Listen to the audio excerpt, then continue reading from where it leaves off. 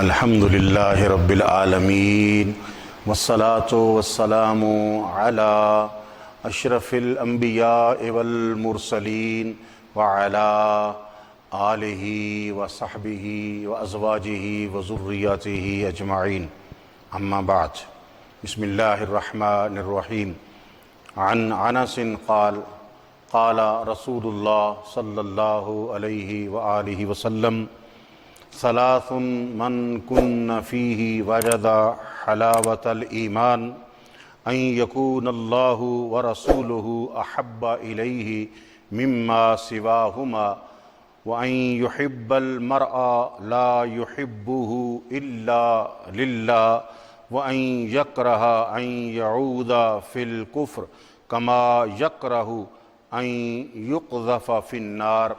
او کما قال رسول اللہ صلی اللہ علیہ وآلہ وسلم اللہم صلی علی محمد وعلی آلہ وصحبہ وبارک وسلم۔ معزز خواتین، آج سے ہم درس حدیث کا سلسلہ شروع کر رہے ہیں، اور آج کے درس حدیث کا عنوان ہے عورت اور ایمان۔ حضرت انس رضی اللہ تعالی عنہ فرماتے ہیں کہ رسول اللہ صلی اللہ علیہ وآلہ وسلم نے ارشاد فرمایا کہ جس میں یہ تین باتیں پائی جائیں گی اس کو ایمان کی حلاوت نصیب ہوگی۔ نمبر ایک، کہ اللہ اور اس کے رسول کی محبت اس کو تمام چیزوں سے بڑھ کر ہو۔ نمبر دو، کہ جس آدمی سے بھی اس کو محبت ہو صرف اللہ ہی کے لیے ہو۔ تیسری چیز، ایمان کے بعد کفر کی طرف پلٹنے سے اس کو اتنی نفرت ہو اور ایسی اذیت ہو جیسی کہ آگ میں ڈالے جانے سے ہوتی ہے۔ میری ماؤں، بہنوں، بیٹیوں، اس حدیث پاک میں ایمان کی حلاوت اور اس کی مٹھاس کا تذکرہ ہوا ہے۔ جس طرح پھلوں کے اندر ایک خاص مٹھاس اور حلاوت ہوتی ہے، اور وہ حلاوت اور مٹھاس وہی محسوس کرتا ہے جو اس پھل کو کھاتا ہے، اسی طرح ایمان کی مٹھاس اور حلاوت اس خوش نصیب کو ہی نصیب ہو سکتی ہے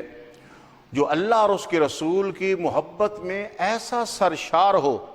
کہ ہر چیز سے زیادہ اس کو اللہ اور اس کے رسول کے ساتھ محبت ہو، اور دلی رغبت سے اور خوش دلی سے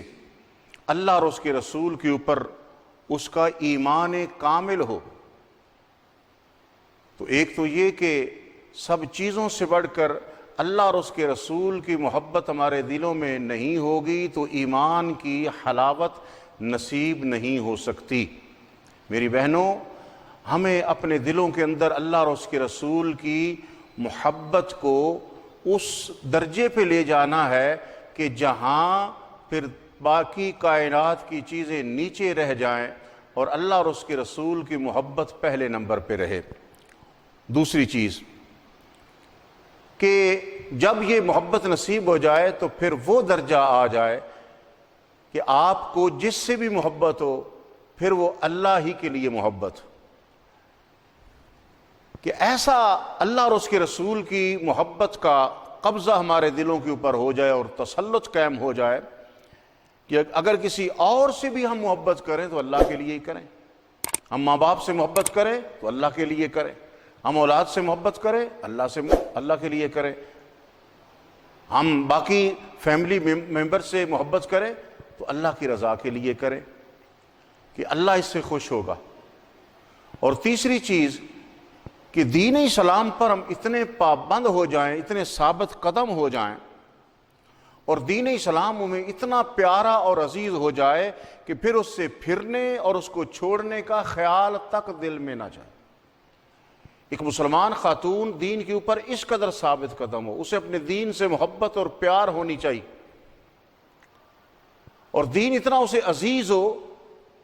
کہ جو بھی نقصان ہو جائے، جو بھی معاملہ ہو جائے، جو بھی مرحلہ آ جائے، وہ اسے کسی چیز کی فکر نہ ہو، بس اسے اپنے دین کی فکر ہونی چاہیے اور اپنے دین کو بچانا چاہیے، اور دین کو چھوڑنے کا خیال اس کے لیے اتنا ہی تکلیف دہ ہو کہ جتنا آگ میں ڈالا جائے انسان کو تو اسے تکلیف ہوتی ہے، یا کوئی شخص جہنم میں نہیں جانا چاہتا تو جہنم میں جانے اور جہنم کی آگ میں جلنے کی جو تکلیف ہوتی ہے، اسی طرح اس کو دین اسلام کے خلاف کوئی خیال آئے یا دین اسلام کو چھوڑنے کا خیال آئے تو اس کے اندر اس قدر تکلیف ہو۔ تو جب یہ محبت کا درجہ مل جاتا ہے تو پھر دین پہ چلنا آسان ہو جاتا ہے۔ میری بہنوں، ہم سمجھتے ہیں کہ ایک مسلمان کے گھر میں پیدا ہو گئے ہیں بس کافی ہے، ہماری اولاد بڑی ہوتی ہے، ان کو یہی پتہ ہے ہم مسلمان ہیں، وہ کلمہ پڑھتے ہیں، لیکن وہ دین کی گہرائی کو نہیں جانتے، ہمیں ایمان کی حلاوت نصیب نہیں ہوتی۔ وہ اس لیے کہ ہم اپنی اولاد کی اس نہج پہ تربیت نہیں کرتے کہ جہاں پھر ایمان سے بڑھ کے ان کے لیے کوئی اور چیز عزیز اور پیاری نہیں ہوتی ہے۔ آج کی دوسری حدیث، عن ابی ہریرہ قال قال رسول اللہ صلی اللہ علیہ وآلہ وسلم اکمل المؤمنین ایمانا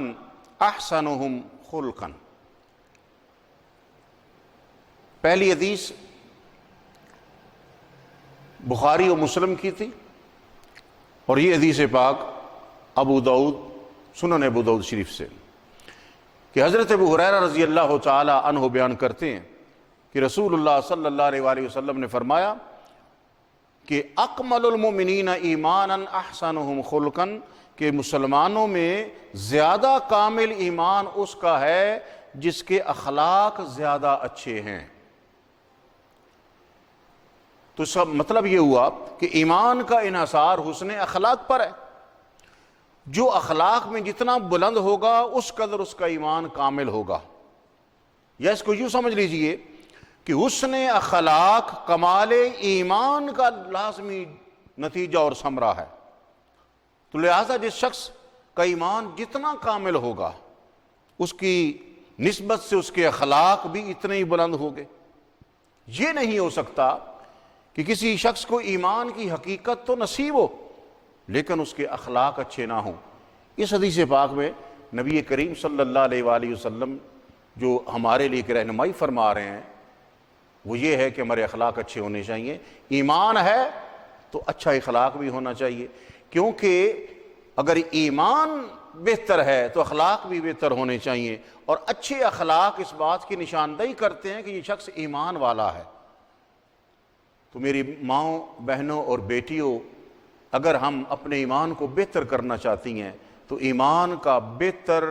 ہونا اسی طرح ہی ہو سکتا ہے کہ ہم اپنے اخلاق کو اچھا کریں، اپنے اندر حسن خلق کی جو ہے وہ ایک دولت لے کے آئیں، حسن خلق کو اپنائیں، اچھے اخلاق کو اپنائیں۔ اچھے اخلاق والا ہی کل قیامت کے دن نبی علیہ الصلوۃ والسلام کے قریب ہوگا۔ تو ہمیں اپنے اخلاق کو پیش نظر رکھنا ہے اور اپنی اولاد کے اخلاق کو بھی سنوارنا ہے۔ تیسری حدیث آج کی حضرت انس رضی اللہ تعالیٰ عنہ سے، عن انس رضی اللہ عنہ قال قال رسول اللہ صلی اللہ علیہ وآلہ وسلم دخلت الجنۃ فسمعت خشفة فقلت من هذا قالوا الغمیساء بنت ملحان ام انس بن مالک۔ صحیح مسلم کی حدیث پاک ہے یہ کہ حضرت انس رضی اللہ تعالیٰ عنہ راوی ہیں، وہ کہتے ہیں کہ رسول اللہ صلی اللہ علیہ وآلہ وسلم نے ارشاد فرمایا کہ شب معراج جب میں جنت میں داخل ہوا تو میں نے کسی کے چلنے کی آواز سنی۔ فقلت من ھذا، آپ نے فرمایا کہ میں نے پوچھا کہ یہ کون ہے؟ قالوا الغمیسہ بنت ملحان، تو مجھے یہ کہا گیا کہ یہ غمیسہ بنت ملحان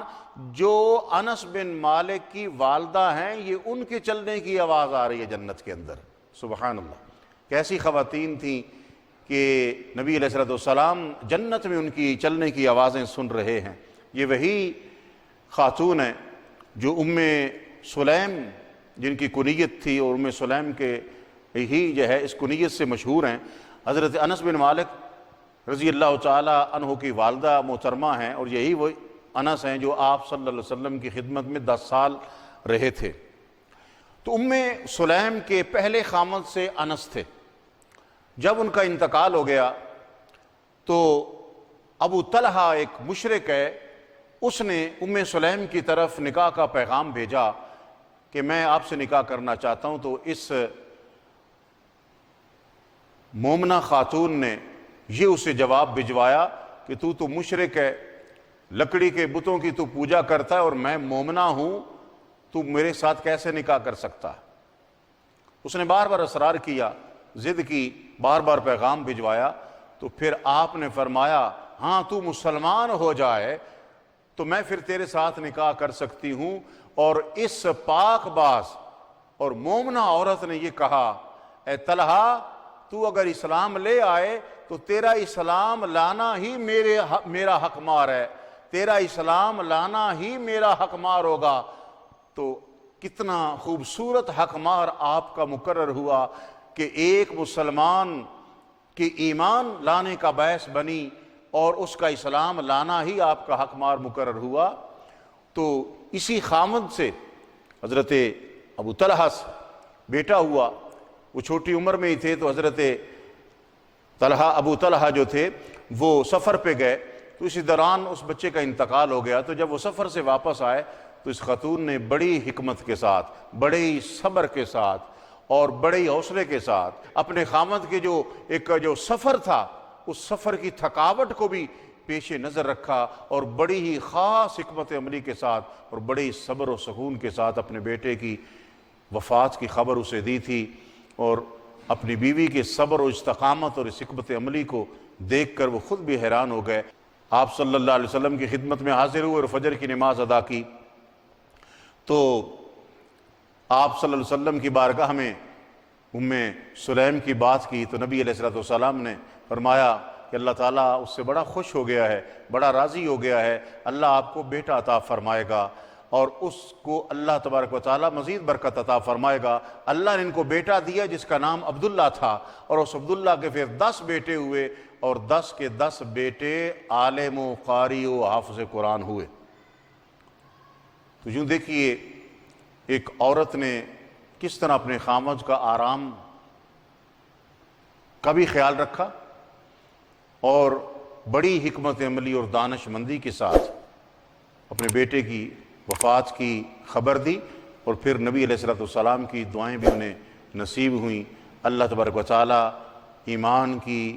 ہمیں یہ کیفیت نصیب فرمائے۔ وآخر دعوانا ان الحمد للہ رب العالمین۔